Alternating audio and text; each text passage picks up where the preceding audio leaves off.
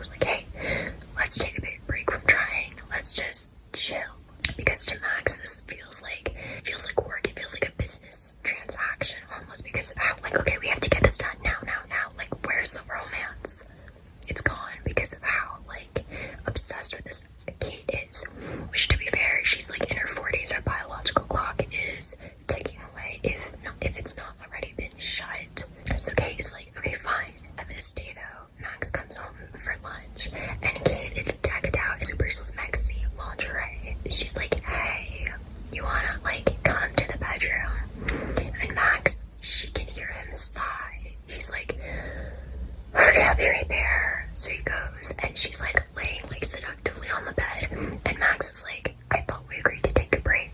And she's like, yeah, but like you're home and I'm in the mood, and you know, and he's like, are you, what? No, we agreed to take a break. Like what? Oh, what's wrong with you? And he's like, oh, you know what? I'm gonna go back to the office. Curry's on the table if you want. And he leaves. And Kate's just like, what? Like what happened? Because there was a time where like he could not keep his hands off of her. Like she wore the same stuff that she knows used to turn him on. And now he's like, it's almost like her trying hard disgusts him. And like he won't even move in together. They've been together for 2 years at this point, I think. They're both like in their 40s, late 30s, early 40s.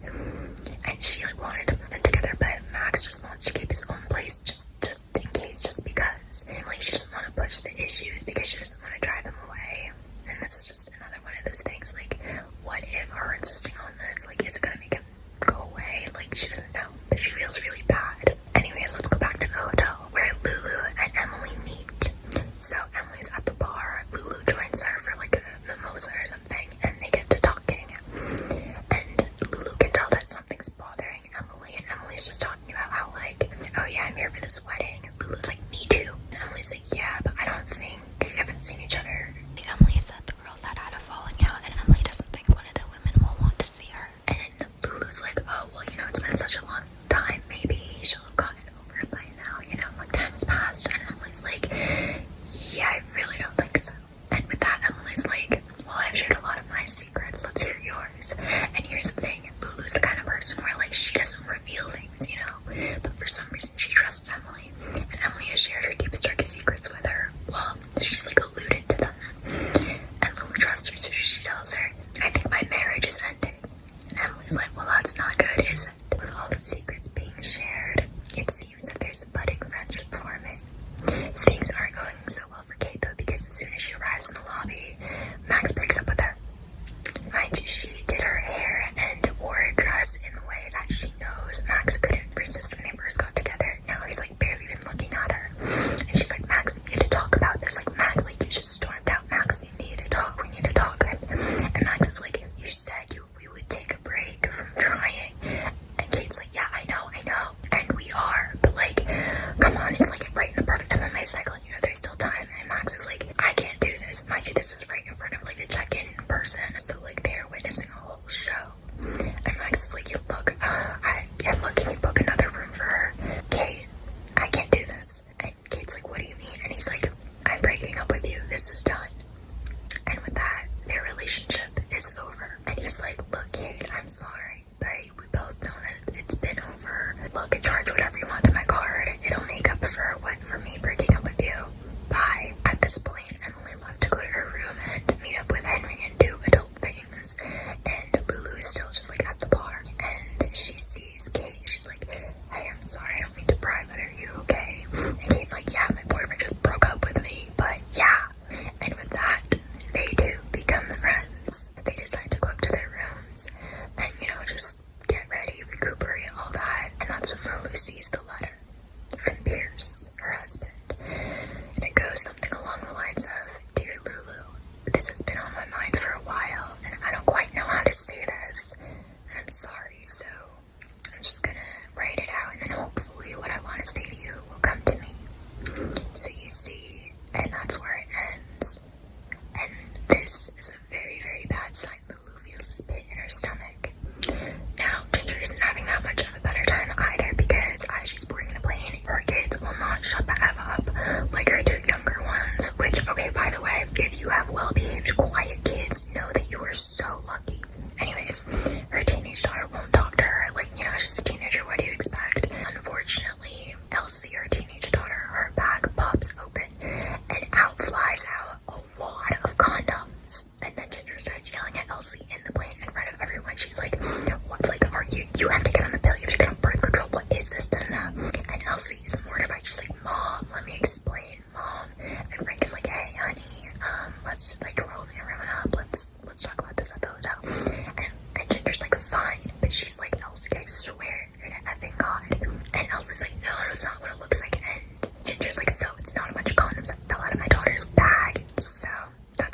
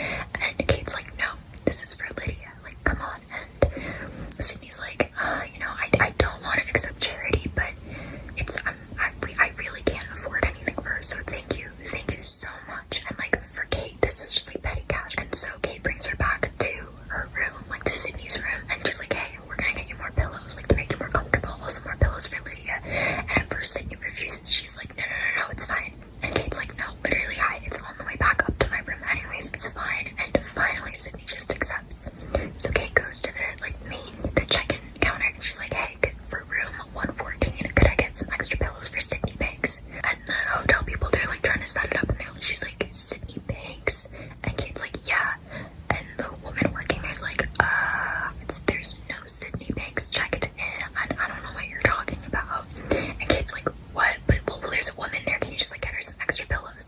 And the person working is like, yes, of course. Obviously, after hearing that, Kate's like, then who the hell is Sydney Banks? Like, then who the hell is that woman that we talked to? And then she decides to call it a night. Meanwhile, Emily doesn't want to be alone, so she went back to Henry Anonymous's room. And they do it, or they're about to, you know. And they're talking, and like Emily's kind of talking in circles, like, you know, when you want to talk about something kind of dramatic, like you want to just open up and get it off your chest. And but like at the same time, you don't want to, like, you're afraid to. This is kind of how Emily's talking to Henry Anonymous, because she's like, no, it was so bad. There was this thing like no one knows. And eventually she opens up to him. Emily was actually in an incredibly abusive relationship with Daniel, her college boyfriend, and he ended up taking the life of their baby. Like, that was like, what, 20 years ago, I want to say. And still, Emily is beating herself up, like, why didn't I save her? I should have left earlier. And Henry's like, hey, you know what, stop beating yourself up over it. You did what you could at the time. You were so scared. Like, it's okay. Just comforting her, doing her best. And Emily, she's like, I'm gonna go to the bathroom. And Henry's like, alright. And so they're gonna do it still. Emily goes, and she like knocks something over. She like trips on his bag on the floor. It opens, and she sees a gun. Okay, why does Henry Anonymous have a gun in his bag, and it's not a water gun? And so she does her business, washes her hands super quickly, and then leaves. She literally barely says goodbye. He's like, hey, is everything okay? And she's like, I gotta go. And she leaves. It's just been a very odd night for all the women. The next morning, again, it's a beautiful day in California as usual, and Lulu starts her day with Pierce already in the bathroom. Like, the shower's on, and she like reaches over for him, but the bed is empty, and she hears the water running. So she starts her day with the coffee. She like starts the pot, and she's just thinking about what the wonderful day they can have together. Like, they're at this beautiful resort. She's also thinking, like, how do I bring up the letter to him without telling him, hey, I snooped through your stuff and violated your privacy? But again, she's like, you know what, it's so beautiful. Maybe Pierce and I can just have a lovely romantic day. When she hears the phone ring, and first she finds her phone and then Pierce's phone, and it's like, okay, well, where is this coming from? And the sound is coming from Pierce's work bag. So she goes to the bag and finds a secret phone. Lulu answers the call, and she hears a woman's voice. And Lulu's like, who are you, and why are you calling my husband? And immediately the woman clicks the phone down, and Lulu leaves. Like, she just can't do this right now. As for Emily, Henry comes to her room, and he's like, hey, you left so abruptly. Did you find anything? Like, guessing you saw the gun. And Emily's like, what? Like, what? Who are you? What is this? What are you doing? And Henry's like,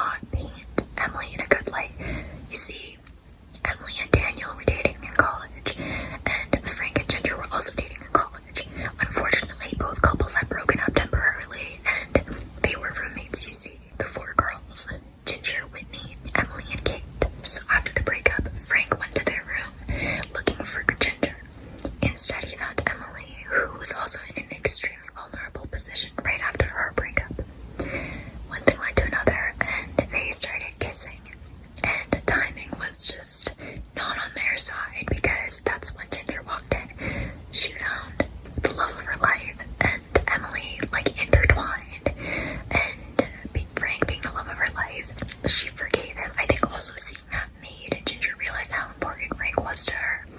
As for Emily, even after all these years, like, she has not forgiven Emily. She's like, you know, made niceties for the sake of things not being painfully awkward, but like, she's still mad about it. So Emily tells Elsie to ask her mom, like, maybe one day Ginger will tell her about it, because also I get it, it's like, that's not, I mean, like, yes, it's your story, but I feel like that's better to hear from your own mom. The rest of the girls commence, the rest of the women commence, and they drop off Elsie and Lydia, the baby, at the resort daycare center. This is so Sydney Banks can enjoy her massage, and Elsie, like, her options, it's either hang out with your family or babysit this baby, and Elsie would so much rather babysit the kid, because, like, the kid is perfect, super quiet, like, very pleasant. So she's like, yeah, I'll hang out with the kid. And after the massages, Elsie and Kate hang out for a little bit. It was Kate's plan, because yesterday when Ginger was telling all of them about Elsie and the condoms and how her own daughter won't even talk to her, Kate was like, look, let me talk to her, let me see. I won't say it's your idea. I just, you know, just maybe I'll be able to get through to her. You know, since I waited till I was 23, it might have more weight coming from someone who waited. Which to that, Ginger begrudgingly accepts the offer. And somehow, not very subtly might I add, I mean, Kate's a lawyer, Kate manages to push the whole condom thing into the conversation, and Elsie gets really annoyed. She's like, did my mom tell you to talk to me? And Kate is like, no, I just, you know, I think it should be special, you know? And Elsie's like, oh, it's not even my idea, I don't even want to lose it. And she explains the whole thing with the cheerleading squad. And Elsie continues, if only my mom would listen to me, then she would know. And Kate's like, you're right. So she helps Elsie get ready. They're like similar sizes, kind of. So Elsie borrows something of Kate's to wear. Kate does her makeup, and Elsie looks beautiful. Like, she looks a lot like Ginger when Ginger was around her age. And they go downstairs to the rehearsal dinner. Lulu actually arrives first with Pierce, and he's like, Lulu, you are so beautiful. Those earrings, they really bring out your eyes. And Lulu's like, yeah, you got them for me. And Pierce is like, oh, right. Lulu, is everything okay? I haven't seen you all day. And just the letter, the mysterious call from the woman, and the fact that S is just in his planner for so, like, it's been in his planner for so long, and the fact that this is the love of her life. Lulu can't lose him, and she just gets overwhelmed by this, and she's like, we can't do this now. I have to go. She needs to just get some fresh air. And Pierce is like, I don't think that's a good idea. But Lulu goes outside anyways. Meanwhile, Kate goes in with Elsie to the rehearsal dinner, and she uses Ginger's name. It was actually Elsie's idea, because Kate's like, Max isn't going to be so petty that he's going to take me off the rehearsal dinner list. Lo and behold, he is that petty, and he did take her name off the list. To which Kate is flabbergasted. Like, you're really going to be that petty? So Kate was already going to talk to him, but this takes her off even more, so she is on a mission. And she goes to find him, and he is, of course, talking to another girl. Like, are you kidding me? Max excuses himself, and he's like, okay, Kate, what? And Kate is like, look, I was really devastated that you broke up with me here, but you know what? Thank you. And Max is like, what? Like, he's actually genuinely confused. And she's like, yeah, because if you didn't, I wouldn't have realized that I don't need you to have a baby. I can do whatever. And that's kind of the sentiment. And Max is just kind of looking at her like, really? Max is like, look, we both knew this was coming. This was a long time coming. And Kate's like, wait, what? Because genuinely, she was like in love with Max. Like, she viewed this as something super serious. And Max is like, look, Kate, let's be real. You viewed me as a sperm bank. This was never anything to you. Like, you wanted a kid, and I happened to be there. And now we can be free. Kate, the rage is back. Kate's like, I loved you. What do you mean? And Max is like, okay, chill. You know what? Enjoy the wedding. I'm telling you, Kate, you just didn't realize it. And not only that, Kate, I want a family. You can't provide that for me. Even after all those rounds of IVF, and you still couldn't get pregnant. You're pushing 40. You're broken, Kate. That's all it is. Kate slaps him in the face, and then she too steps out for air. On the other hand, Ginger and Emily, there's not yet the rehearsal dinner. Ginger, because her family, I mean, 2 young kids, Elsie's not talking to her. She's like worried about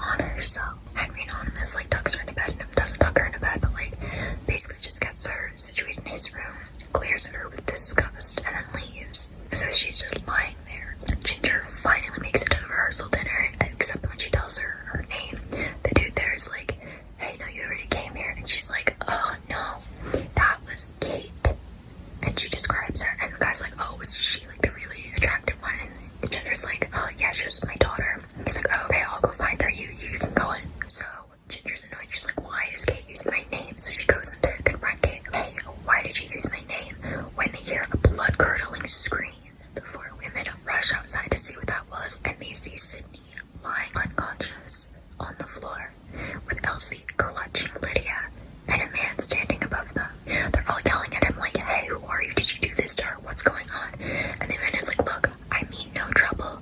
I just want my daughter back. Lydia is my daughter. And this woman, she stole my daughter. She kidnapped her.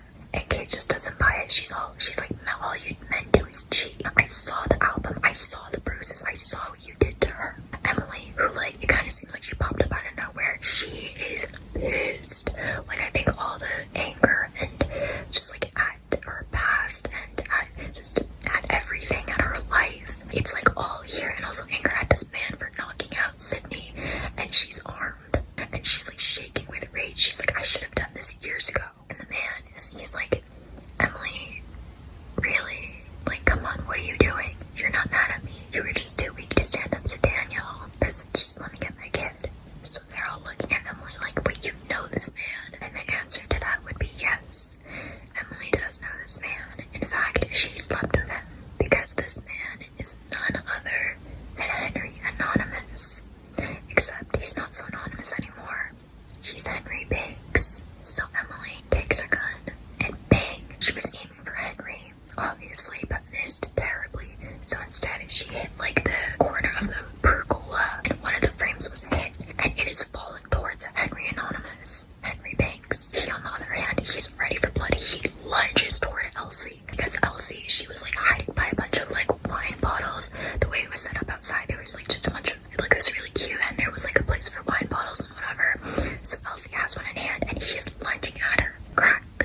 She bonks him on the head as hard as she can. You can hear the crack. It's really gruesome. And the pergola gave out and falls on top of Henry Anonymous, taking his life. The thing is that Ginger could have saved him. She was close enough to be able to like pull him out and like reach for him, but she just lets him pass away. And so they're all rushing around Elsie like, what happened? And she's explaining that, you know, they were at the daycare center, like the daycare resort, and she came out looking for Sydney, and then she found him like talking to this man, and he keeps saying like, oh, I'm the dad, like she kidnapped my kid, about Sydney. And then she saw him knock Sydney out. So when they got there, what they were witnessing was Henry telling her like, just give me the baby, give me the baby, give me the baby.